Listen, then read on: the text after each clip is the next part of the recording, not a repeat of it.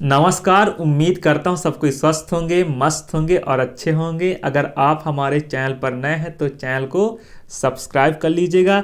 आज हम बात करेंगे भारत को चाइना क्यों नहीं देना चाहता है वीटो पावर।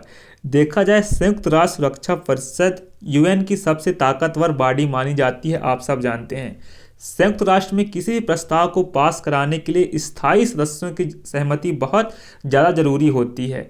अगर किसी भी प्रस्ताव पर एक भी देश असहमत रहता है तो वह प्रस्ताव वहीं पर अटक जाता है। अगर वीटो पावर वाले जो देश होते हैं, स्थायी सदस्य, उनकी बात कर रहे हैं हम। इसी को वीटो पावर भी कहा जाता है दोस्तों। अगर भारत को संयुक्त राष्ट्र में स्थायी सदस्यता मिलती है तो भारत भी वीटो पावर देशों में शामिल हो जाएगा। ऐसे में संयुक्त राष्ट्र में चीन की स्थिति कमजोर हो सकती है। अब तक जो भी स्थायी सदस्य हैं उनमें रूस और चीन की ही ज़्यादा बनती है। बाकी रूस का ना तो ब्रिटेन, अमेरिका और फ्रांस का तो अच्छा नहीं बनता। और देखा जाए ब्रिटेन, अमेरिका और फ्रांस एक साथ देखा जाता है उन्हें। भारत के आ जाने से चीन अलग थलग पड़ सकता है। और इसके साथ ही जो रूस है, रूस और भारत के संबंध वैसे ही बहुत अच्छे हैं। उनकी जो बॉन्डिंग है काफ़ी ज़्यादा अच्छी है हमारे देश और रूस का। तो उस हिसाब से हम बात करें तो चाइना घबरा रहा है कहीं वह संयुक्त राष्ट्र में उसकी जो नीति है काफ़ी ज़्यादा कमज़ोर पड़ सकती है। और भारत के इस रुतबे से चाइना को डर लगता है, वह भारत की स्थायी सदस्यता में लगातार रोड़ा बनते नज़र आ रहा है। अगर देखा जाए, अगर आबादी के लिहाज से देखा जाए, भारत दुनिया का सबसे बड़ा देश है। और इसके अलावा आर्थिक मोर्चे पर भी भारत दुनिया भर में मजबूत नज़र आ रहा है।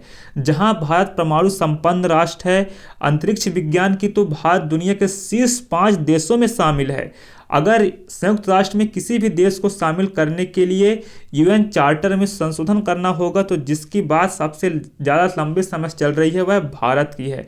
और भारत को वीटो पावर मिलने की संभावना भी है, लेकिन इसके लिए चाइना की सहमति जरूरी होगी। लेकिन चाइना बार बार अपने बातों से आकर अटक जाता है और उसको लगता है कहीं भारत के आ जाने से उसकी जो नीतियां हैं काफ़ी ज़्यादा कमज़ोर पड़ सकती है। रूस और भारत के जो बॉन्डिंग है चाइना के लिए सबसे ज़्यादा कमज़ोर हो सकते हैं।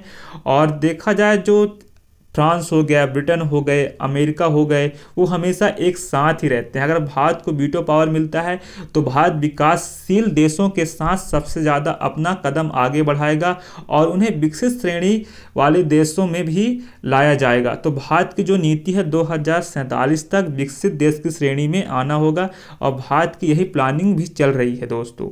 और भारत को ये रहेगा जो कमज़ोर देश हैं उनके साथ आर्थिक सहयोग की भावना बढ़ाना। और भारत का सबसे मेन मुद्दा क्या रहेगा? आतंकवाद को जड़ से ख़त्म करना। भारत हमेशा आतंकवाद का विरोधी देश रहा है। भारत हमेशा आतंकवाद का विरोध करता है और इसके लिए भारत बहुत ज़्यादा मजबूत कदम भी उठाता है। तो दोस्तों, जो चाइना है भारत को वीटो पावर देने से रोक रहा है। कहीं भारत के आने से चाइना कमज़ोर पड़ सकता है यूएन में। तो दोस्तों, उम्मीद करता हूँ वीडियो आपको पसंद आई होगी। ना भी आई होगी तो आप लोग एक फ्रेंड के नाते कर लीजिएगा। धन्यवाद। Take care. जय हिंद, जय भारत।